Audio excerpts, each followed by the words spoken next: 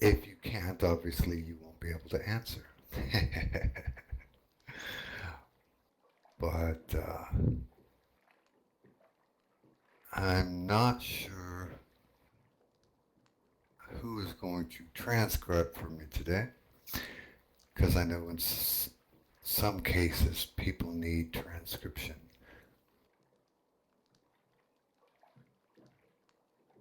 Okay, Jilla Roxley's got transcription today.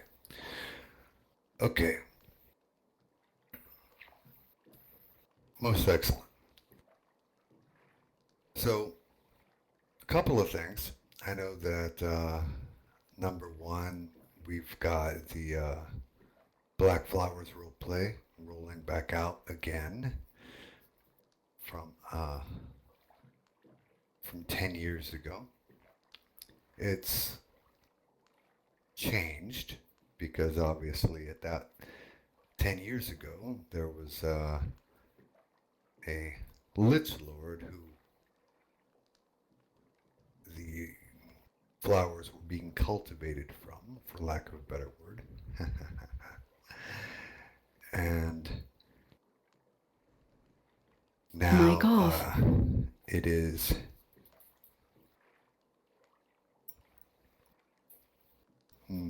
started from a different individual. Still an undead, obviously, because that is what it takes. Black, the black flowers feast on the flesh of the deceased.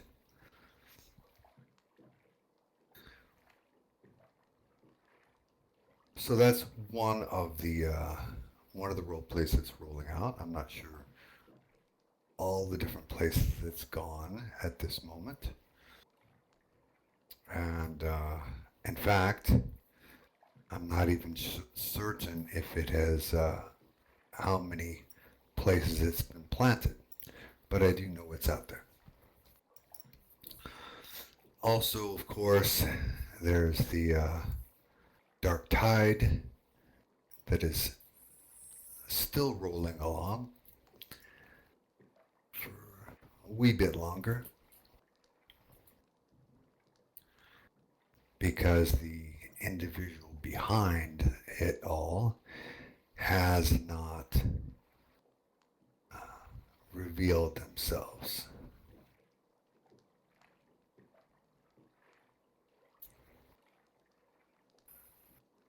For those of you that are unaware, the Dark Tide is some individual has been collecting and sometimes resurrecting people from the past of members of the conclave, for the purpose of eliminating those members of the conclave. It's unknown as to what that individual's end goal is, or even who that individual is. But they obviously have the power to resurrect and to grant exceptional power to those that they have brought back. Whether they have brought them back to life or they have located wherever they have gone to, this individual must have a decent amount of power because they're able to bring people up to magister level. Also unknown how long that lasts, but that does indicate that this individual is uh, exceptional, whoever this individual may be.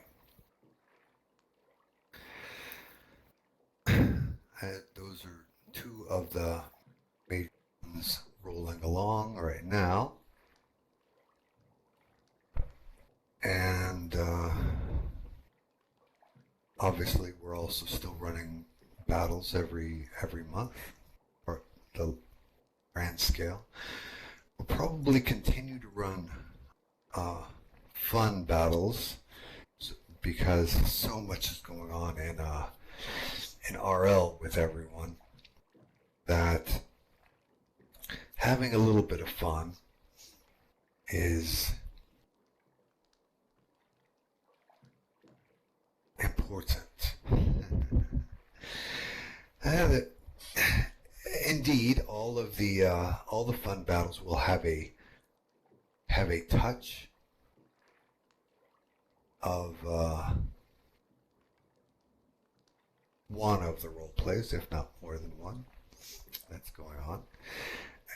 And that's not just those two large scale are not the only ones, because there are many smaller scale ones that also may touch into the battles. But it does make it adds a little bit of flavor even to the just fun battles. Doesn't necessarily mean that you have to engage in that particular flavor, because some people prefer chocolate over vanilla and vice versa. But those are some of the hardcore things going on right now. Third Sunday. Thank you. Because of my work schedule, the things that I run are on Sundays. First Sunday is row. Second Sunday is conclave meetings. Third Sunday is battle. Fourth Sunday is Archmage meeting. So all of you that are involved in any of those things, you are welcome to attend. And if you need to know additional information, like the battles are, there's always a general or two, and you can always contact whoever's running that particular battle. Usually the generals will put out messages and plan time ahead of time, sometime during that week, if it has a goal. But right now, since we're running a lot of fun battles just to give people something to enjoy doing, the roleplay notices may not always go out, because people are just out there hacking and slashing and having fun, and not necessarily is a hardcore thing going on. But it may roll out anyway, because a few events may be tied in, and but they may be more subtle currently. Once the event, the real life event passes, which it will pass, for all of you that are waiting and hoping for it, it will pass. Okay? You just have to be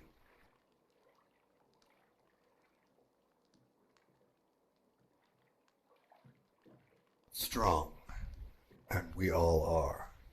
Yes, we're all on house arrest right now. Well, most of us. Some of us, like myself, still are out there in the world taking care of business. For those of you that are in the medical professions or in the service industries we are still out there.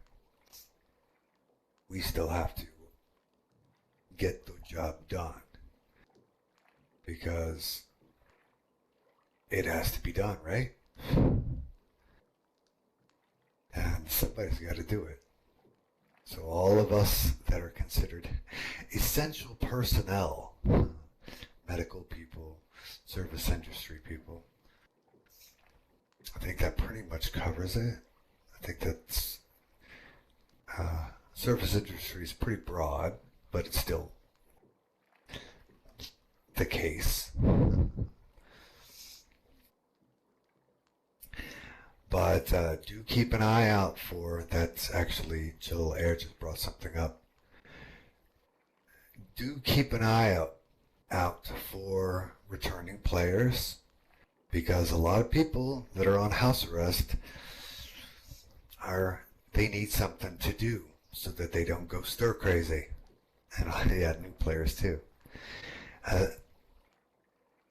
And this gives them something to do, and we have plenty.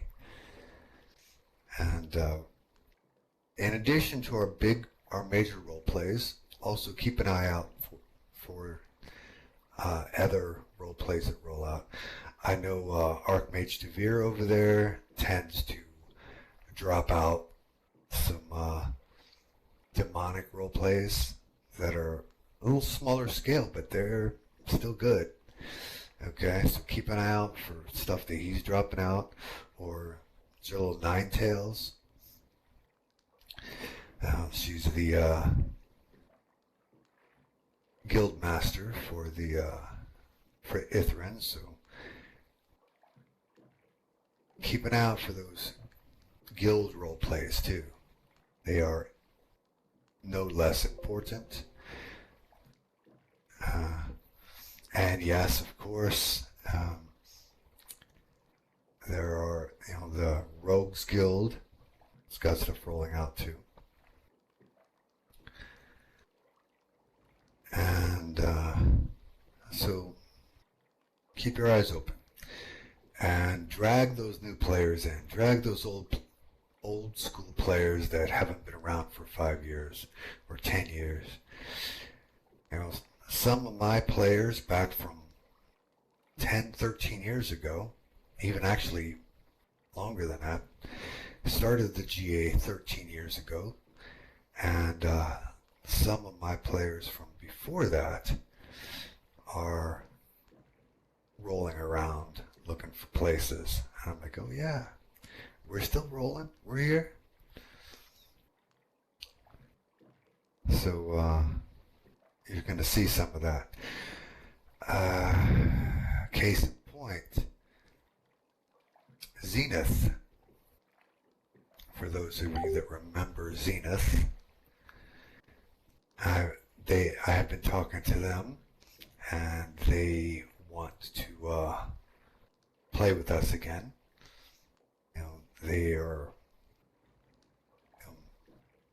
They've been gone for a while,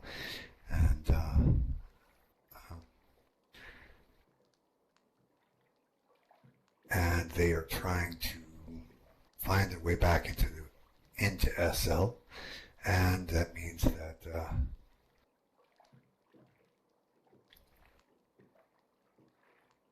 interacting with us sometimes. And across the board, there are others as well. I know that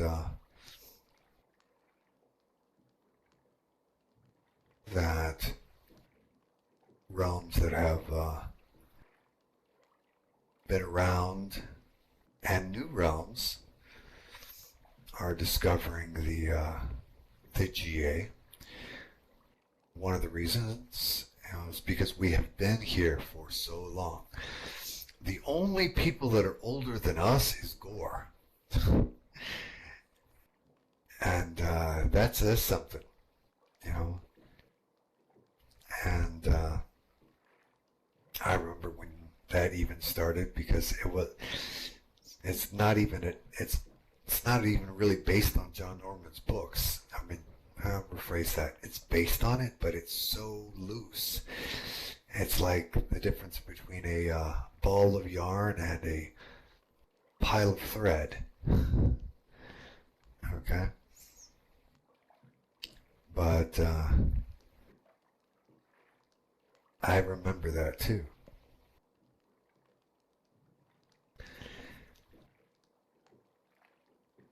Anyway, so I just wanted to throw some of those things out there and give people some things to chew on. Remember that we do have some role plays going on, and we do have new and old players rolling around. So when you see somebody that you don't recognize their name, drag them in. Say, hey, what are you doing? Hey, we got this going on over here. You're more than welcome. And if they don't forget that we are a community, so whether they be Greenhaven or Rue or Lundin or Silvara, then everybody's part of the community. Okay? So no matter who they are, I mean, if you come across somebody, some new person, or maybe even old person, and you think that they would, their personality or their character type would fit in X realm better, hey, go for it, Put them in contact with somebody over there. Just because they don't happen to fit in your style, your particular moment, put them in contact with someone, someplace that they would. And do remember also that the GA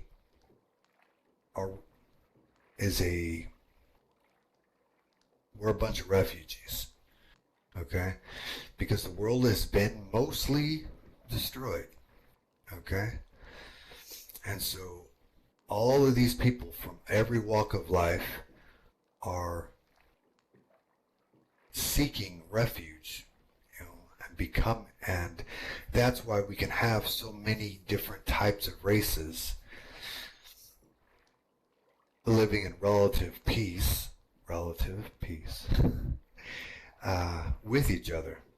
Because we all know that if that was not the case, then so many different races in such a small space, yes, I know 4, 5, 6, 7, whatever sims, I know it sounds big, but really it's not in the grand scheme. So the fact that the rest of the world is mostly destroyed or being taken over, because there are some exceptions to the rule. It has not been completely annihilated. Okay, it's just that there are forces out there that are actively attempting to dominate the planet. And so, roleplay wise, that gives people a reason to want to be in the GA. Okay? And it gives a reason for all of these separate races, which we have lots and lots and lots of races. 153 off the top of my head possible races in the GA. It gives a reason for all those 153 races to be able to live in relative peace. And also, when you see these roaming individuals, if you feel that their character type would be better played as a villain, as an NPC. We have that too. We have a group called the Denizens of Chaos that is specifically designed for monsters, for lack of a better word. Although, in my opinion, humans are more monsters than anything else. Anyway, for monsters that are designed to engage with large groups, like our GA battles. We have 20 people out there fighting against one or three, or five, whatever it happens to be. That those NPC villains have higher hit points and higher abilities because they are set up to fight against 10, 20 people. Okay?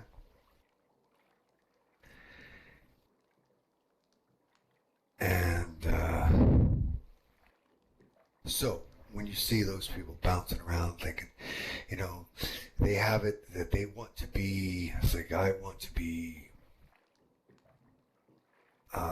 Smog. Alright, well, that's all good and well. Smog would not fit in as a player character. Okay? We have dragons, and our dragons are awesome. But our dragons are designed to fit in as player characters with everyone else. Because, mythologically speaking, for all of you that are aware, or that I have some knowledge in this department, mythologically speaking, elves were considered gods. Okay? Just your basic elf was considered gods in mythology. And we are all on that same level. We're all on the same level, whether you're an angel, which I prefer to use the term celestial, devil, demon, elf, dragon, human, mermaid, fae. We're all on the same level. And last, it's an NPC. The NPC villains are escalated so that they can engage with multiple individuals. So if someone comes in and they want to be Smog, then you have two choices. You can say, alright, you can power down and be like the rest of our dragons, be a player character, and understand that, and explain to them what I just said about the fact that everybody's equal. Mythologically speaking, elves were considered gods, blah, blah, blah. But if you still want to play this super-powered character that wants to fight everybody, we have a place for that too. That does mean that you only get to play on that character maybe once a month. So you might want to make another character to play for the rest of the time. But it is within the realm of possibility. You can do that. Jalil Thorne, who is in the room right now, is heading up the Denizens of Chaos. Okay? So if one of those people, one of those Smogish types, are out there, send them to talk to her. Okay?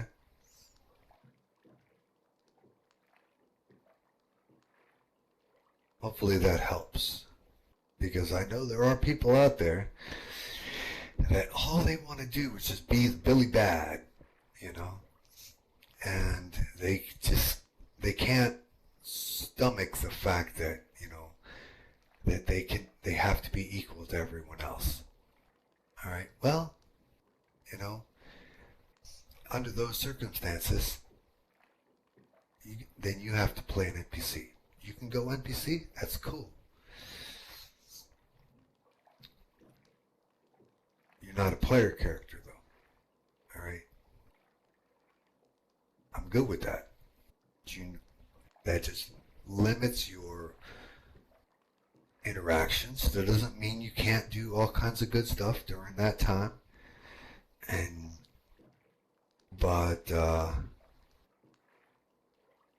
you can't pull off of PC. You're not going to walk around on a regular daily basis and interact with people because you're OP. All right. And that means that you are an NPC. Raid bosses, for those of you that are familiar with some of the other game types, like World of Warcraft or EverQuest,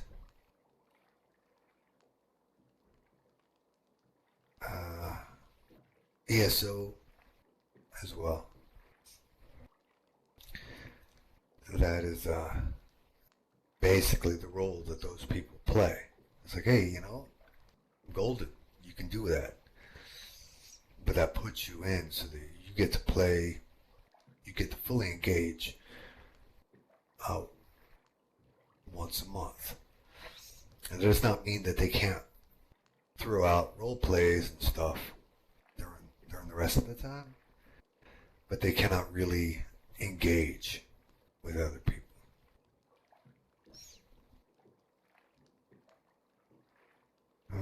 And for people who do not know what OP is, it means overpowered.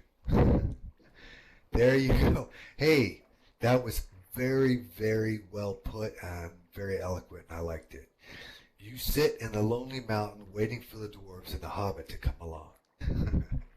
That is perfect example. You want to play smug, you're going to have to wait for Bilbo and his buddies to show up. Okay? That is, and that's fine. We need those too. All right. Okay, so I just wanted to throw all that stuff out there just to give, people to think about, things to think about, old and new alike. And people that are active players, like Archmage Devere and Magister Pentress Rose and Shogun McTavish and Magister Princess of Vale. People who are out there with their boots on the floor, boots on the ground all the time. Yeah, that's all old news for you. But, that doesn't make it less important. That means because you are the people that when the new bodies show up, or the old bodies that have new souls or what have you, when they show up, you're the people they're going to see. All right, so it gives you something to some eyes, a pair of glasses to look at them, through. Okay.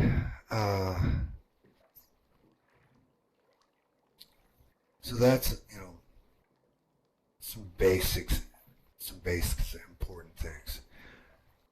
Before I move on to anything else, are there any questions? And I'm trying not to talk fast, Jilla Roxley, I apologize. I'm doing my best to keep it slow.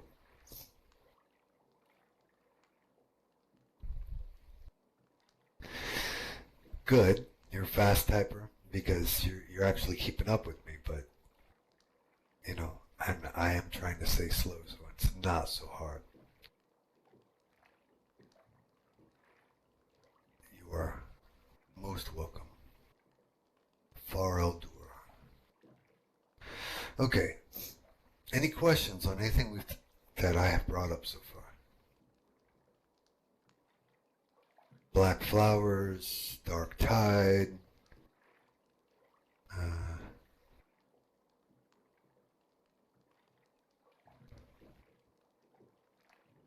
how to interact with old and the returning and the new.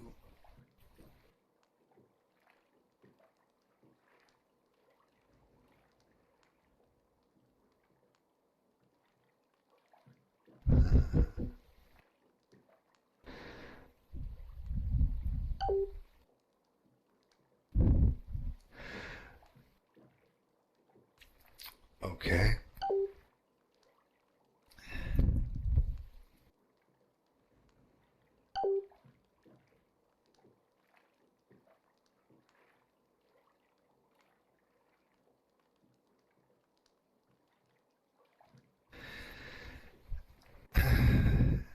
Jalilina, bring that question into the public. It is an important question, and I would like, you know, it's a good one. A lot of times people, not Lark, it was Danica. My apologies.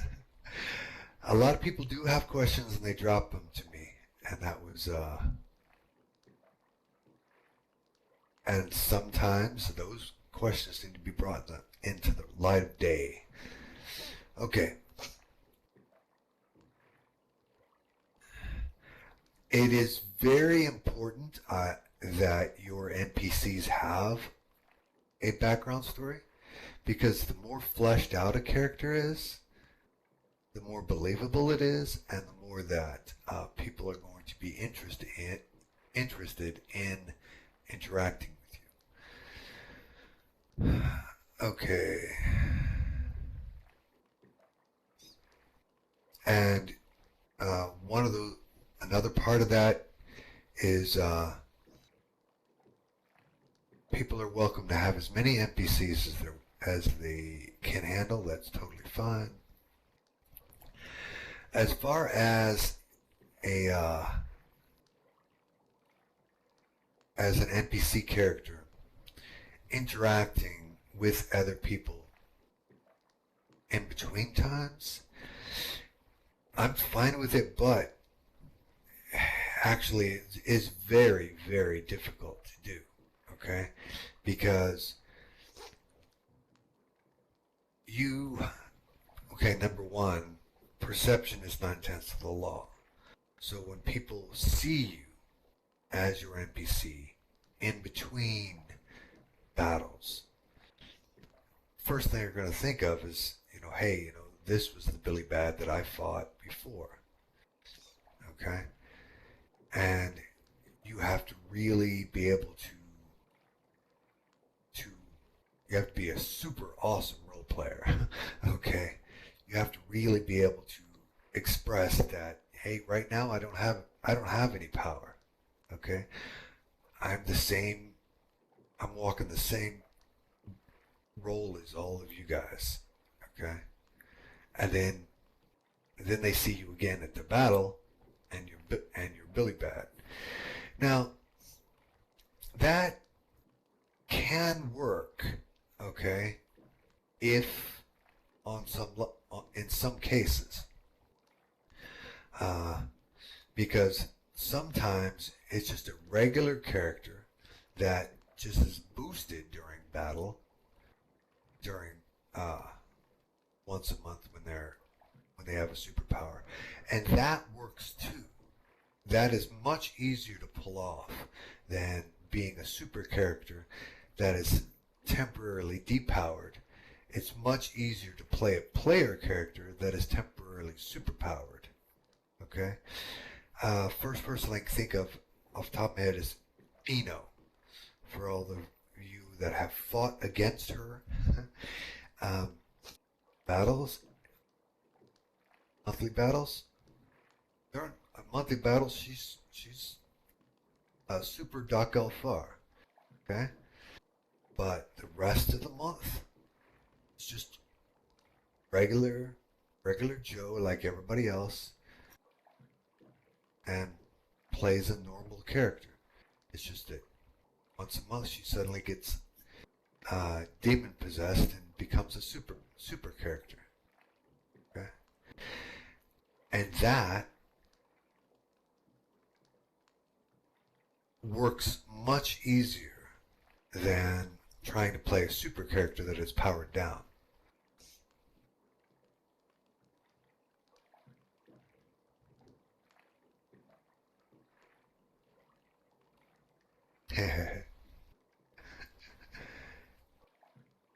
Yes, it's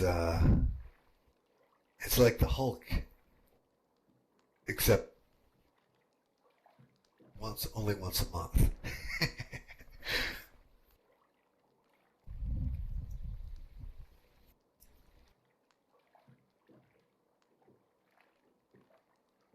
Okay, and that those situations are much easier to work out,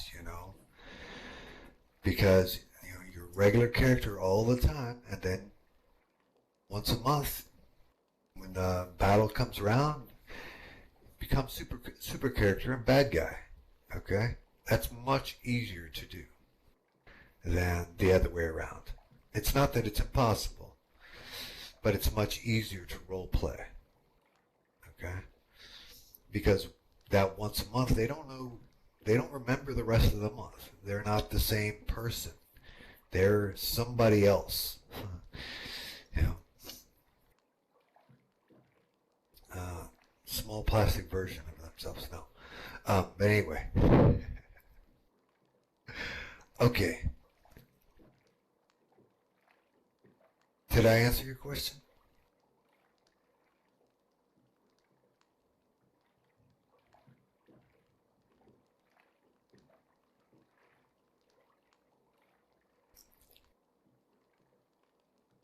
Okay. What's your second one? My apologies.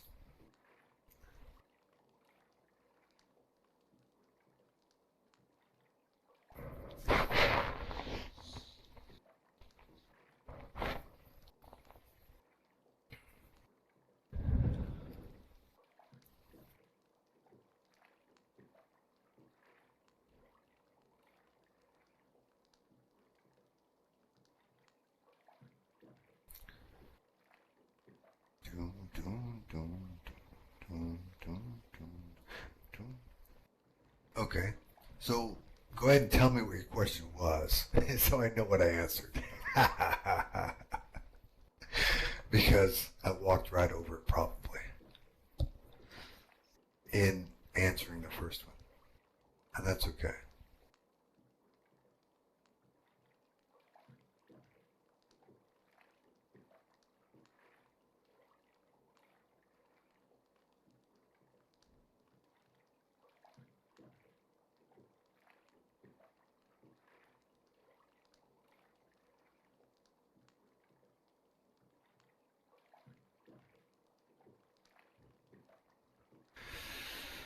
Okay, well, she's setting that up.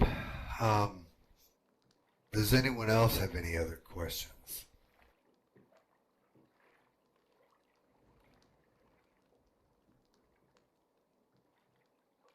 Okay, thank you. All right, we have battles once a month. We have full scale GA battles once a month. Skirmishes can be more often. But number one, that allows the most players to interact in a battle at one time. Okay, is if we just do it once a month. Okay, we've been doing this for 13 years, and I have learned over time how to arrange things. In the beginning, 10 years, more than 10 years ago, for the first few years, I generally had 50, 100 people on the battlefield. And sometimes we had to do it over 2 sims. And over time, then I began to skim that down and make it so that we were only battling once a month, and we could, with more reasonable numbers. Typically, we have 30, and anywhere from 15 to 45 people on the battlefield, and that's manageable. Okay, we start hitting 100, it becomes too much. And yes, I do have my judge corps helps keep keep everything fair, because that's what they do. That's their job. Okay, but I'm there and to manage things and keep things rolling along. And when we start hitting 100 people, it becomes more difficult. Yes, I can multitask quite well, but when we start hitting numbers like that, or we start having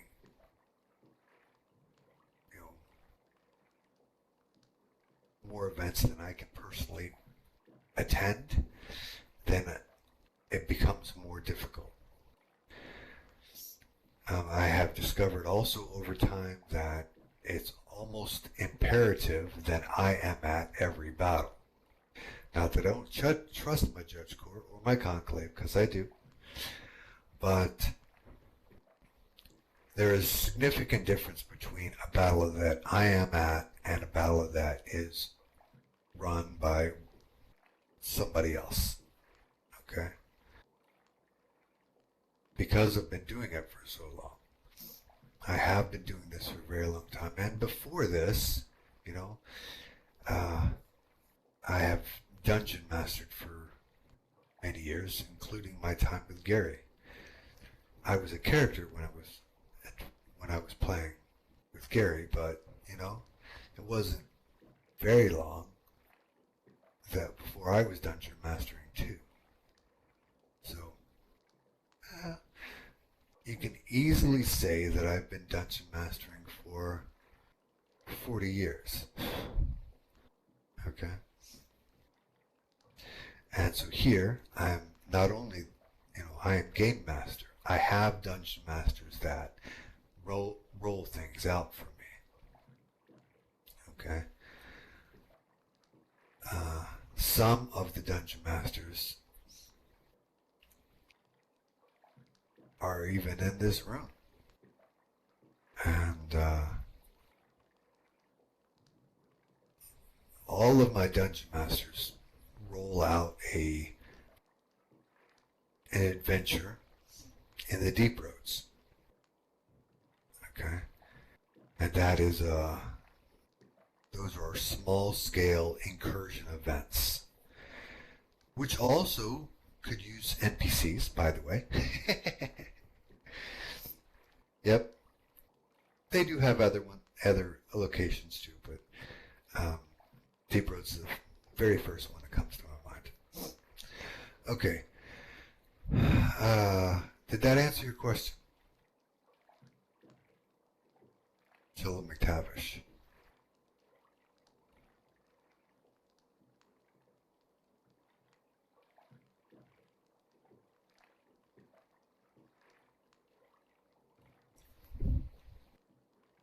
Okay. New players. Did that answer your question? Why do we do it once a month?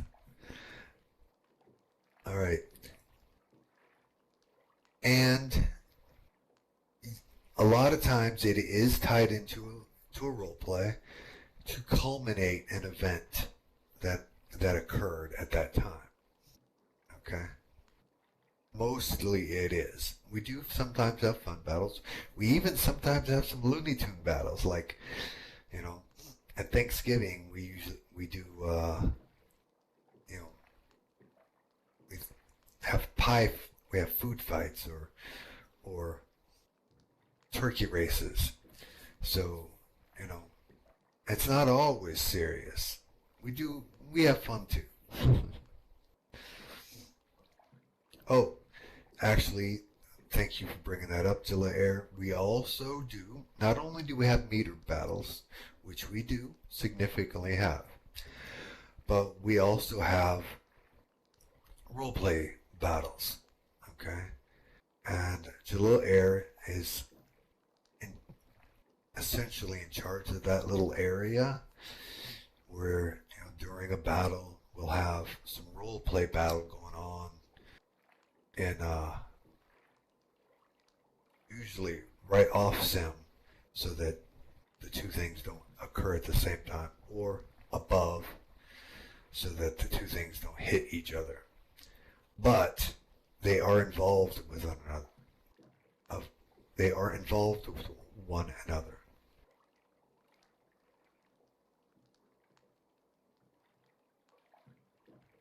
Yes, Jalil Alina Danica. Yes, go ahead and post them in local so that people know what I answered. I appreciate that. That way, you know, even though I do ramble, people know what I was answering.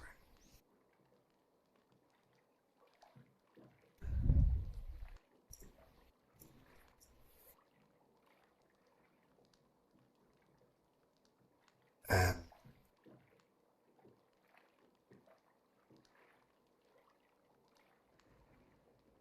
so she is posting the question that I already answered. Yes, Jill Rose. Master Apprentice Rose, what is your question?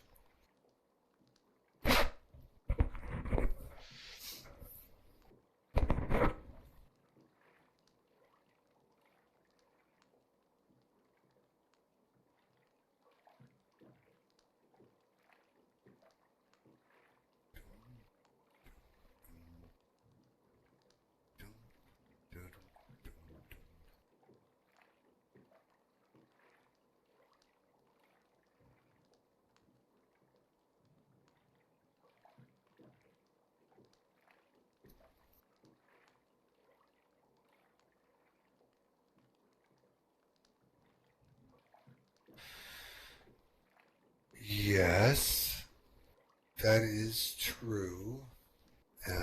NPCs aren't the reason for NPCs is not for any individual to gain any personal advantage. NPCs are generally villains. I'm an NPC and I'm not a villain. um, uh, I guess it depends on who you are. To some people, I might be considered one. But no, NPCs are not there to give a personal advantage to a character. Um, I'm going to go back to Eno as an example. Now, during the rest of the month, she plays a standard character. All right? She's just a regular Dark Elf, for those of you who are unfamiliar, that, plays with everybody else whenever she's around. Okay? But she likes to meter combat. So she has been enlisted in the denizens just for the sole purpose of being able to be an NPC during that time. However you want to roleplay it, generally speaking, that's okay. So she's not really the same person that she is during the rest of the time. There you go. A lot of times people will do that. They're not really the same person. You know, during the battle. Okay. Okay, it might be the same character. Okay. You look at them and you see Deenan's name. All right, but it's not really Deenan on the field as that NPC villain. Okay, it just happens to be he's playing that character. Okay. For those of you who are familiar with battle promotion, it's basically the same thing. Battle promotion is temporarily you are boosted, okay, and then after the battle you go back to being how you were before. Except in the case of as an NPC, not only are you boosted considerably, you are not you. Okay? You are someone else during that time. And that's mainly for people who really enjoy meter combat, or if you're in Trinity's little group, for people who want to try their hand at playing a villain. Okay? And there are a lot of advantages to people who want to do that, because that makes it so that the rest of you, everybody else who's out there on the battlefield, has somebody to fight against. I mean, conflict is fun when you do it in the way we do it. Okay? It's supposed to be that way. Okay? That is something that we offer. And the people that choose to play a villain once a month are performing a service.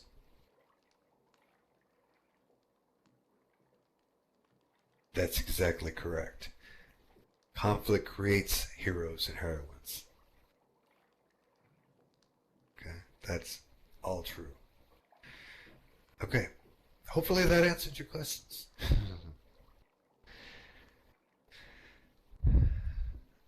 Yes. Well done. Okay, so, well, yeah, not just in battles either. That statement, conflict creates heroes and heroines, and conflict is fun, that goes across the board. But at that moment I was talking about battles. But yes, that goes across the board. That is why we have role play. That is why we have Black Flowers. That is why we have the Dark Tide. That is why we have had all the different role plays that we have had over the years. Okay? It's because without conflict, everybody might as well just be sitting around with the pinky in the air and eating tea cakes and drinking tea. Not to say that's what actually happens at Queen Comet's teas, but she's an exception to the rule. If you have ever been to anyone else's tea, anywhere, real life or not, that's what happens. Okay? If yes, Queen Comet's teas are different, okay? Because good and bad all sit together, and you can't fight. But they can, they can jackjaw. And so a lot of good fun stuff can happen at her teas. As opposed to most teas, if you've ever been to one, it's not the same. Yeah, and it's not that she hasn't tried to teach people, because she has. It's just, it's a thing. Okay, anyway.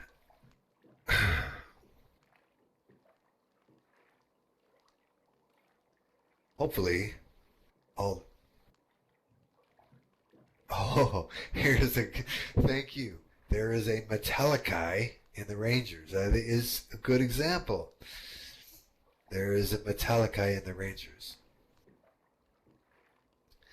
And for those of you that do not know, Metaliki are intelligent golems that were born and bred to be stormtroopers for the Illithid. They can't. They are. They were born and bred to be killers. Nothing else. You know? And so to be able to change that is a very significant event. We have one on the good guy side, quote unquote. Because generally speaking, Metaliki are NPCs, but there are some exceptions to the rules. Okay, the ranger that is Metaliki is a exception to that rule.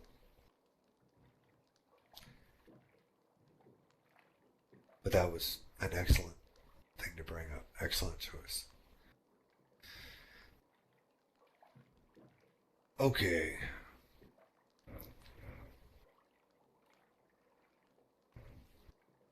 Any other questions or comments about anything that we've discussed so far?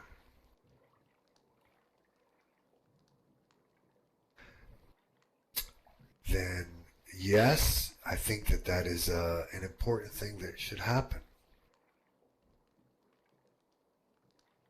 I will mention it.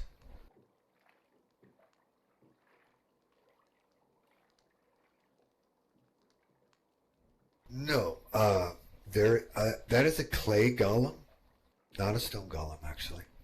There is a clay golem that is Jewish Hebrew designed, but golem it are a series of constructs. Okay, that some of them they're all magical. They're magical beings that were put together like a big doll. Okay, and the type of golem is named for what they're made of. Okay, a clay golem, which is the Hebrew golem that you were referring to, that has a scroll in their mouth, and they have the spell word is inscribed on their tongue. That is a divine magic golem, and it is clay. Okay. There are a variety of other types of golems, most of which are arcane. An iron golem, good example, is basically a suit of armor that is animated and is the guardian or whatever that particular mage wants them to do. There you go. Yep, that is correct. That's an iron golem.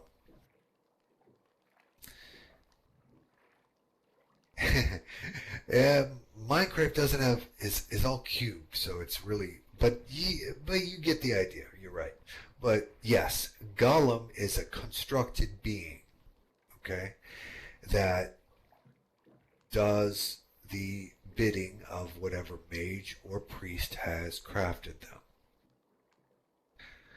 Clay being the probably the most well-known and the most traditional, and certainly has a Hebrew origin. But it is not the only golem that there is, no. Metaliki are a they are living steel golem that was constructed by dwarves and gnomes together, who they usually can't work together. But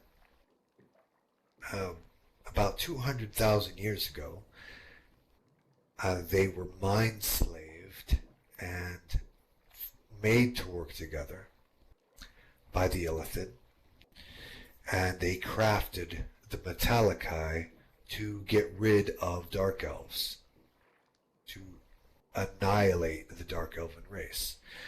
That is why 90% of the Dark Elven race is gone. It was almost completely genocidally removed. But we still won. Yes, we lost most of our race, and nearly every single city we had built, but we still were not eliminated. And that is why the Illithid and the Dark Elves are arch enemies. Okay? No matter who... no matter who you ever encounter, whatever stories you read, the most significant enemy for a Dark Elf are the Illithid. Actually, yes, Jill Thorne just mentioned something about Metaliki. One of the special things about a Metaliki is that they carry a soul inside their chest, and that powers them. No, that's not true. As far Jaluk Darkwatch, Dark Elves, and they're not always against other Dark Elves. Now, there is going to be exceptions to the rule, of course, especially Salvatorian versions. But, you know, Salvatore's work is based on my work. Okay? Even though he may not necessarily know it because Gary handed it to him. That was my stuff that Gary handed it to him. Alright?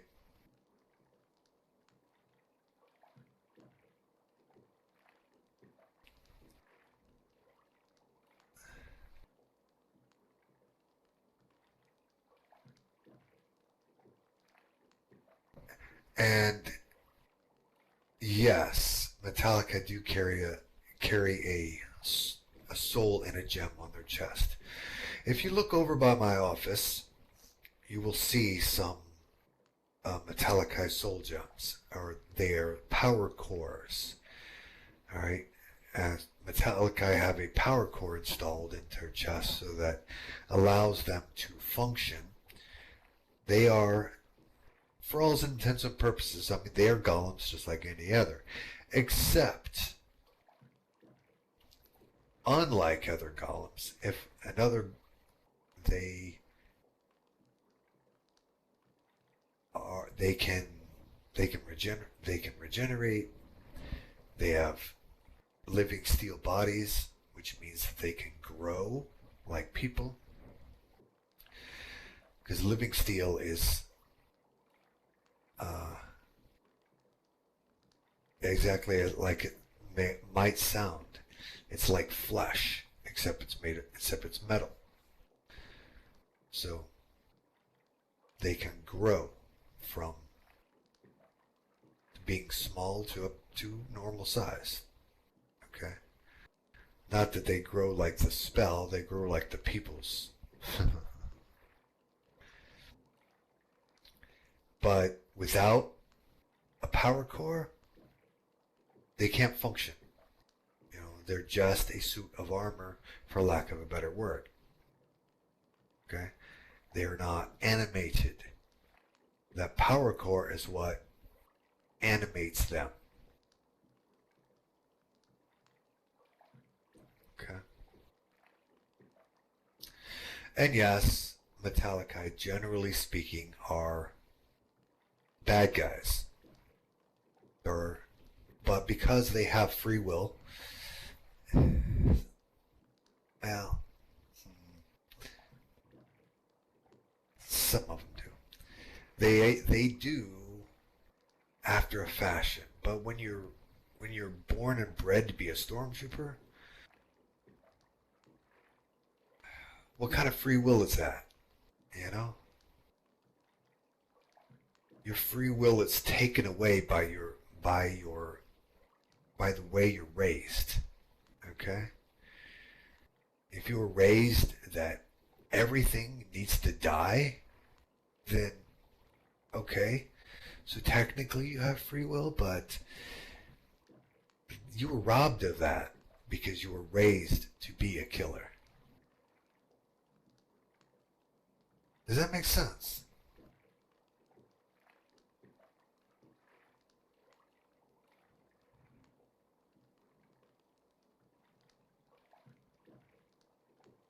So, I mean, they are slaves, but they're not really slaves. Okay?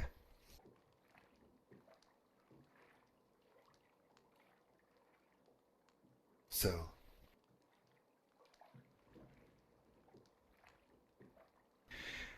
that's correct, Zillowthorn.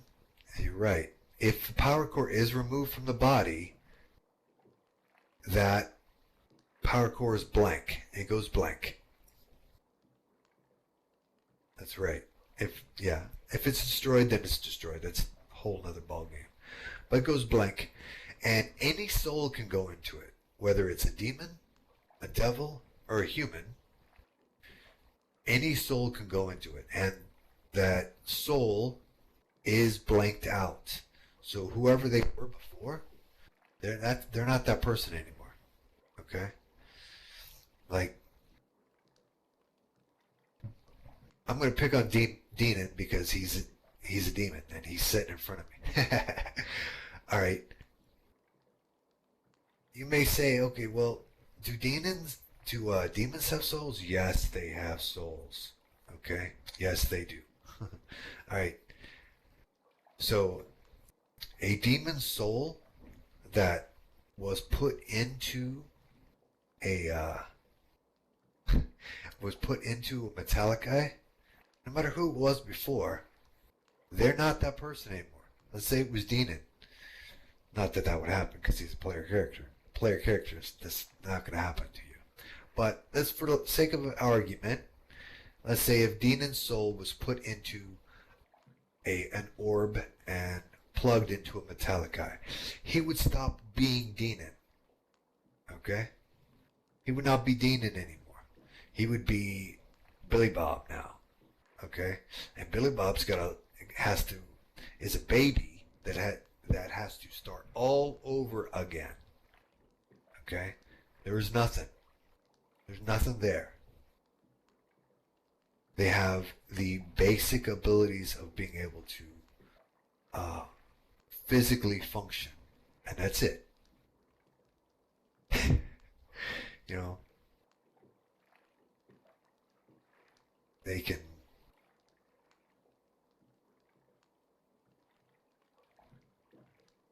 have just the basic abilities, and that's it. That's right. Exactly. That is very true. The operating system. But it does. So, if a soul is put into a Metaliki, whoever they were before, they're gone now. Okay.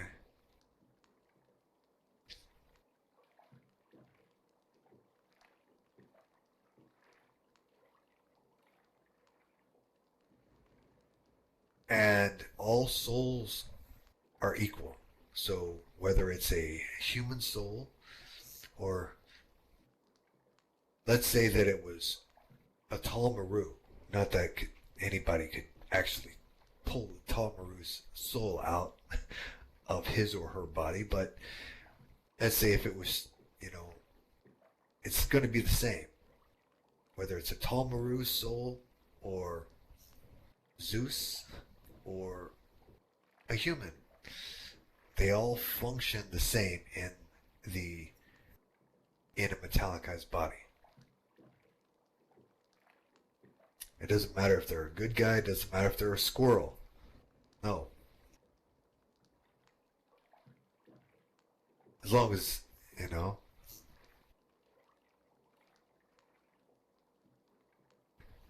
it's a soul. And they start over, and they are taught to be something new. And that is why that when the Illithid make those armies, they teach them to be killers. Because no matter whose soul they took, that they're not that person anymore. They are something new. They are in the hands of the Illithid. They are killers.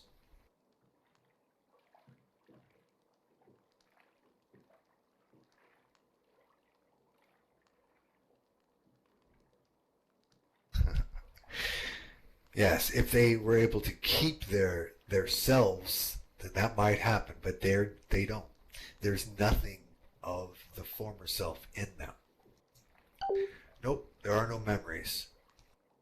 It completely wipes them out. There's nothing left.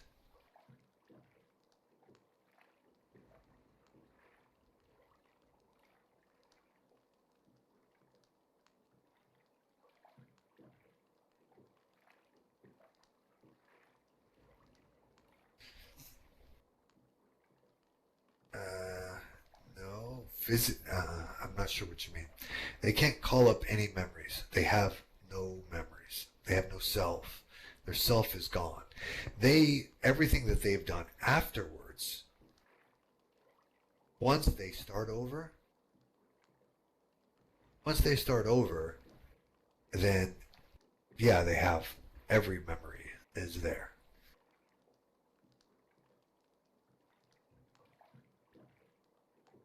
Now, in the case of an undead, that is true, Jalil Ninetails.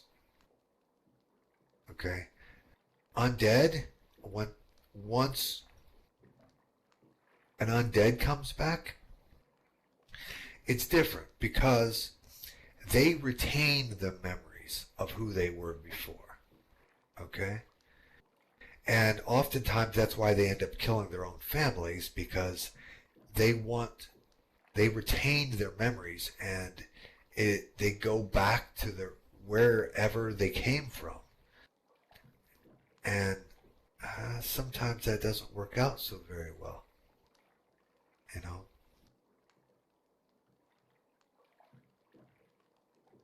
Because if you eat brains and you go back and you see mom and dad and you get hungry, that can be a bad thing, right?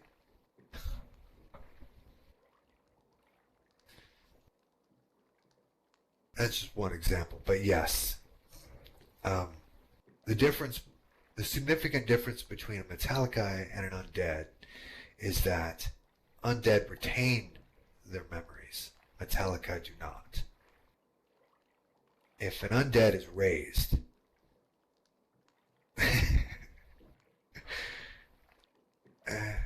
except for I don't know of any place called Bryant's, but who knows? Maybe there is. Somebody should start a store that way, and then that might help keep the zombies away.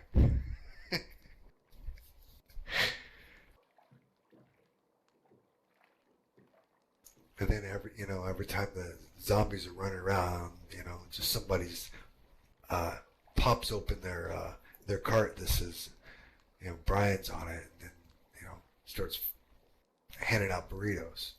Hey, that might work. Hey, it might. But anyway, um, so yes, the significant difference between Undead and Metaliki is the fact that Metaliki remember nothing, and Undead remember themselves. They don't remember everything.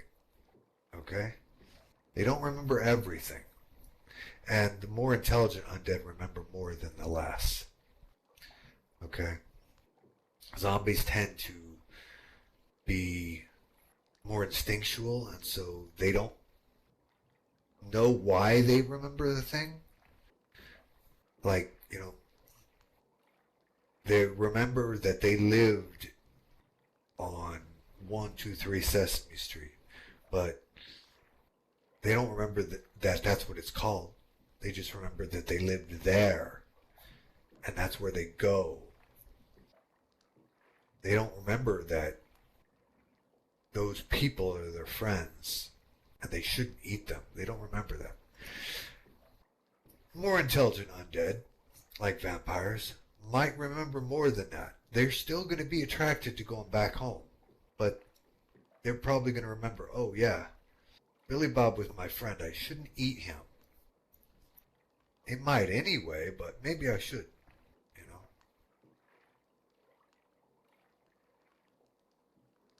See what the difference there?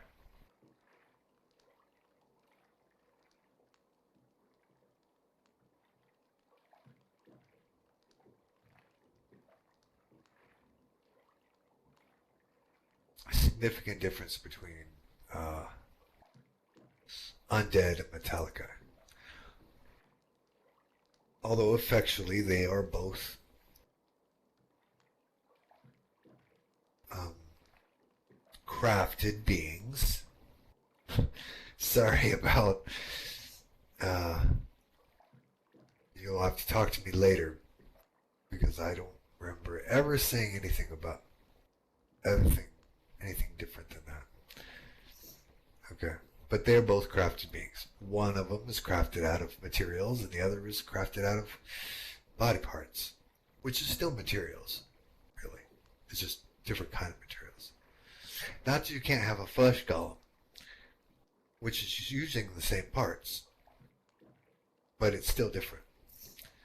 Um, a flesh golem is crafted from uh, body parts, but it is sewn together and animated with magic, like Frankenstein's monster, as opposed to an undead, which was brought back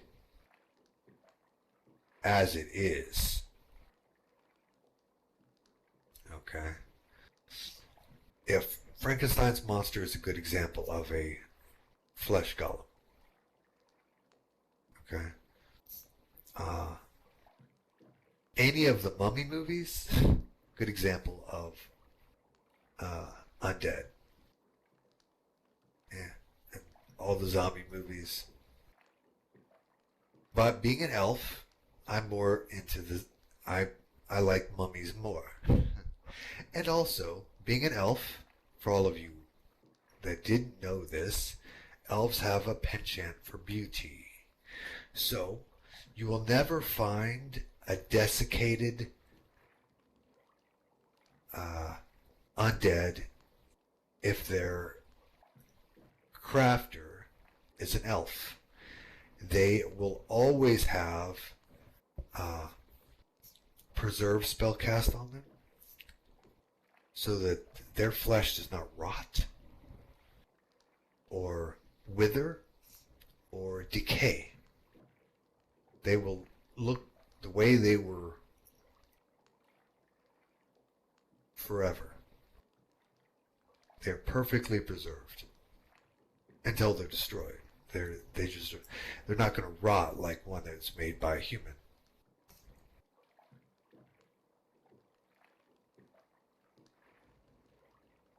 Yeah, not necessarily scary, but then again, it could be. Um, uh,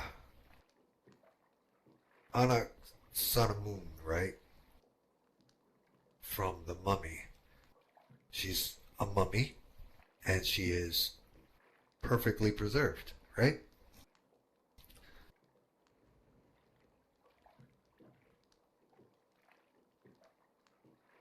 Yeah, but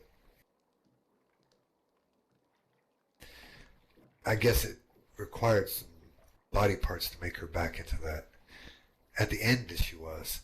I know that in some of that in that movie series, they had to kill a bunch of people, and each person made her more uh, pretty, quote unquote. But concept is there. You get it. You know. You understand what I'm talking about. Yeah. But if an elf is building up any form of undead, they are going to be preserved. You know, they may still be. They'll still act like an undead. You know, a mummy. I mean, a zombie is still going to have to eat brains, but they're not going to be all rotten and body parts falling off. You know, still going to act the same, but they're not going to look the same. That's right. If you gotta eat brains, you might as well do it in style. Totally true.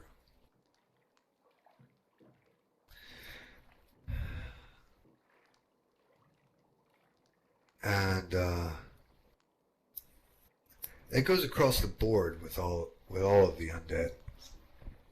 Now, some undead do not have corporeal bodies. Okay, and you can't, preserve. The spell preserve is not going to help them. But there are spells that will still do that. Okay? That is why also banshees don't look all rotten and shriveled either. Okay? Because banshees are undead elves. You know? And they are not going to let themselves be all messed up looking. Elves have a need. Elves have a arrogance. What's the word? Vendaus for now. Alilana.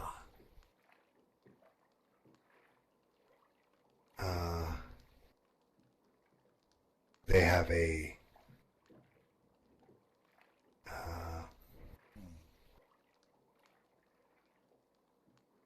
they have a need to be pretty, okay, and surround themselves with pretty, okay. Although, admittedly, like all people, everybody has their own perception of what that is, okay, but it is still, it is an absolute for elves. It has to be. It may even overtake some of the more basic needs, like food and sleep.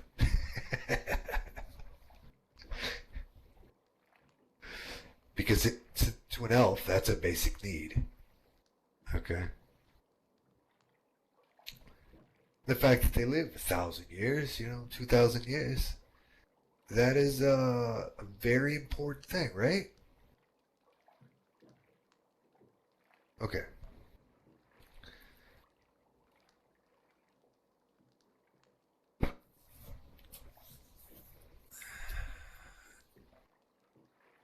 I know I bounced around a little bit. We talked about Metallica. We've talked about Undead.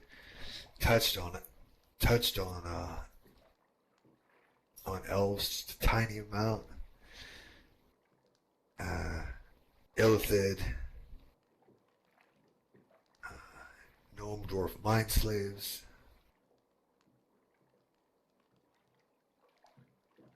Metaliki Soul Gems.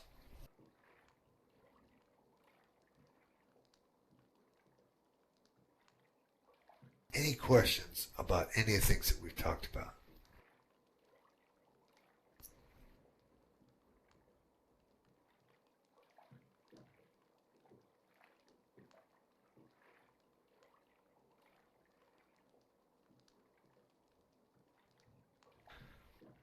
Okay, Jalil Ninetails, the note card that you just dropped me, do not erase that. Maintain that. Okay? But that's private information. Okay? That's not public.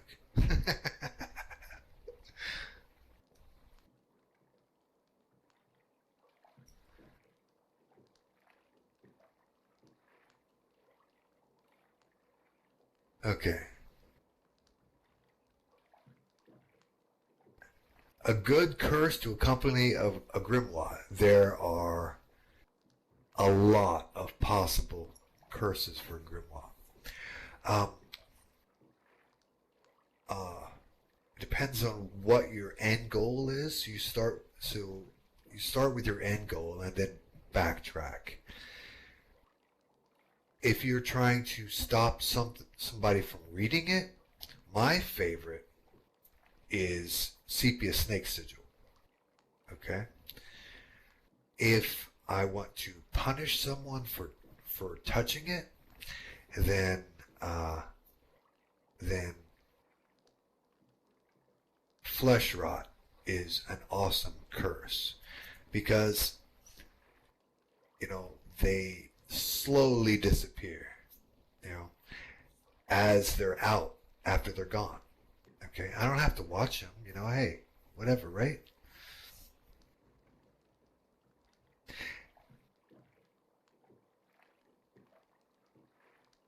Yeah, see, Symbol of Death is good, and considering who I am, but for me, that is a starting point. Okay, as a necromancer, it's a starting point to kill someone. It's not an end point. All right. Death is only the beginning.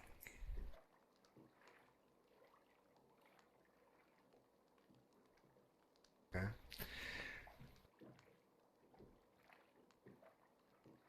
Okay.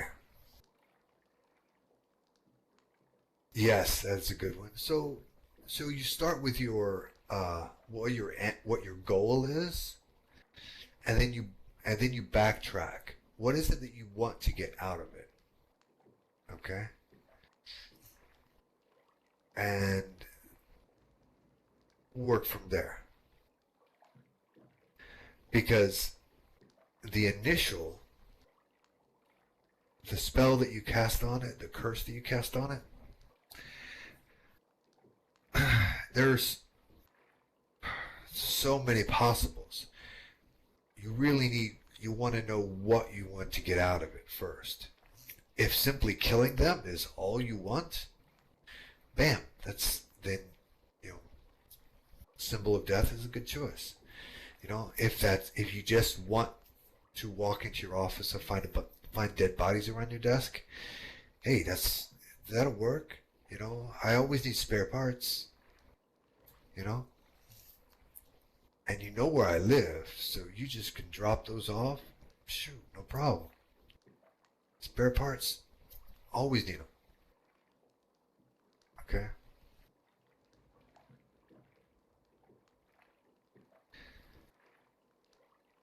Okay. If it's starting to cut out, that means that we're starting to have some interference in the universe.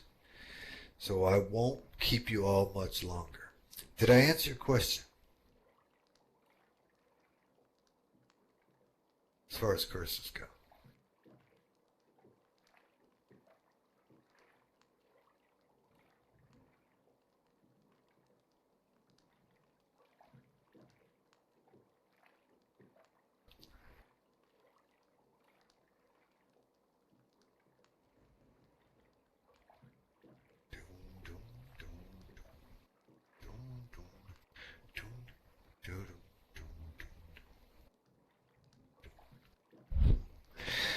No, this doesn't necessarily have anything to do with rogue links because curses are very broad. I just happen to use the spellbook one. There's so many possibilities, and most rogues aren't going to be stealing spellbooks. Not that rogues. It's not a bad idea because rogues can actually read magic. One of that's a rogue skill. So maybe keep in mind, mages, that rogues might steal your books. But that was just happened to be what I chose.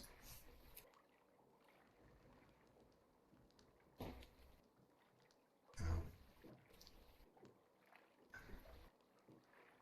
so yes.